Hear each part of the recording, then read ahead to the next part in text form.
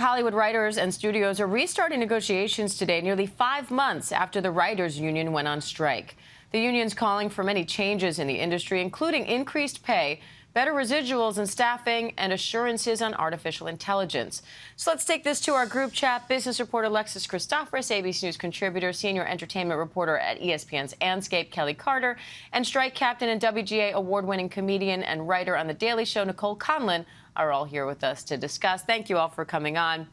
Nicole, I want to start with you. The Alliance of Motion Picture and Television Producers has said, quoting here, every member company is committed and eager to reach a fair deal and to working together with the WGA to end the strike. You're a strike captain. You've been on front and center on those picket lines. What are you hoping to see from these negotiations? Well, the AMPTP, after a long and painful wait, has finally decided to come back to the table. And the thing that we want now is the same that we've wanted from the beginning, which is a fair deal that creates a sustainable career that enables writers to have a middle-class life. And I'm hoping that now that the AMPTP is finally back at the table, they'll give us a serious offer that will allow that to happen. Now, Kelly, talk show host Drew Barrymore had announced she was bringing back her show despite the strike. Now she's reversing course on that, along with other shows like the Jennifer Hudson Show. What do you make of the backlash Barrymore received?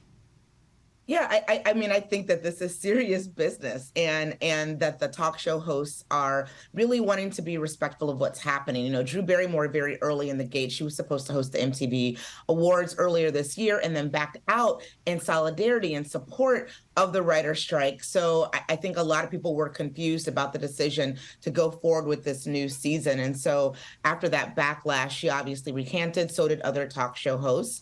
And I think that probably is one of the reasons why we're seeing the negotiations resuming, you know, on day 140. This is day 140 of the Writers Guild strike. Alexis, 140 days of a strike. What kind of an economic impact does that have? It's growing by the day, especially in areas where the entertainment industry is a huge part of the local economy. So in California, for instance, they're estimating that this 5-month-old strike has now cost the economy $5 billion. 700,000 people work in the entertainment-related industry in California. Here in New York, it's about 185,000. We're also talking about the ripple effect here, right? Not just the writers and the actors, but all those industries that support the entertainment industry: caterers, drivers, florists, prop people, dry cleaners. All of them are feeling the impact. Actually, California State Treasurer had begged people to come back to the bargaining table. She said, look, this strike is actually hurting investment, retiree investments in our state. And now we're starting to see that studios are delaying the release of some films. So Dune 2 and also Ghostbusters Afterlife, now going to be out a little bit later. Because remember, actors can't talk about or promote those movies. So the studios are holding back on those. That has a ripple effect, starts to impact the movie theater chain. So it's far-reaching. Nicole, I want to pull on something you said earlier. You said, you know, we want to be able to work in a way that allows us to have a middle-class life. Paint the picture of what it's like now or before the strike, what the current conditions are, and how the strike has impacted you and your colleagues nearly 5 months in now.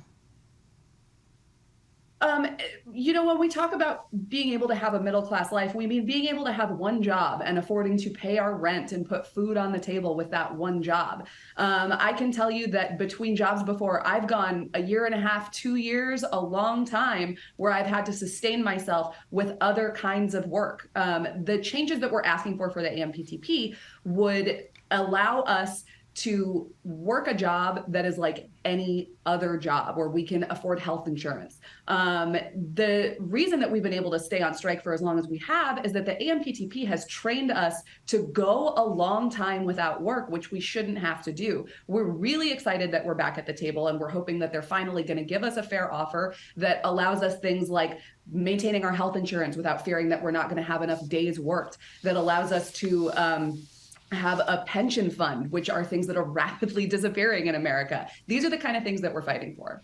And Nicole, the AMPTP claimed that their August offer, quoting here, represented the highest wage increase for writers in 35 years. So what's your response to that? Are the writers asking for too much now?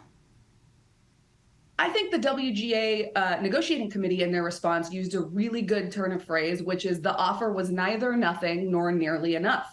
They certainly gave us more than their initial offer, in which they refused to bargain about certain topics at all. But it's not going to be enough to maintain this as a career, as something that you can do from any background without being independently wealthy or having a spouse who can give you health insurance or something. So I'm glad to see that there's progress, and I'm hoping that today's negotiations will start even better, even more progress.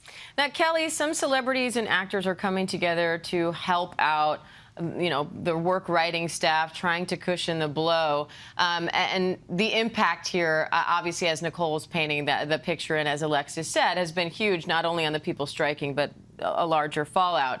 And I don't want to detract to that, but I also want to get to the content, because even people that have nothing to do with the entertainment industry are going to feel the impact when it comes to content, shows, movies being delayed. So talk about that part of it. What kind of an impact are we all going to see from this? I mean, normally this time every year, we're either talking about who won an Emmy Award last night, or we are getting excited about fall TV premieres. That's simply not happening right now because there was nothing that was being written, certainly nothing that was being shot. I recently was on a studio lot a couple of weeks ago, and it was the most bare I've seen it. And we're talking about, I've been on studio lots during a pandemic, during a global health pandemic, and there were barely any cars on that lot. Studios that normally will be lit up and bustling with activity, nothing is happening. So it's going to be a while before we see some new work because of the delays of the labor strike. All right, Alexis Christoforous, Nicole Conlon, and before we go, I want to say happy birthday, Kelly Clarter. Happy birthday. Thank you. Thank you all. Hi, everyone. George Stephanopoulos here. Thanks for checking out the ABC News YouTube channel. If you'd like to get more videos, show highlights, and watch live event coverage, click on the right over here to subscribe to our channel. And don't forget to download the ABC News app for breaking news alerts. Thanks for watching.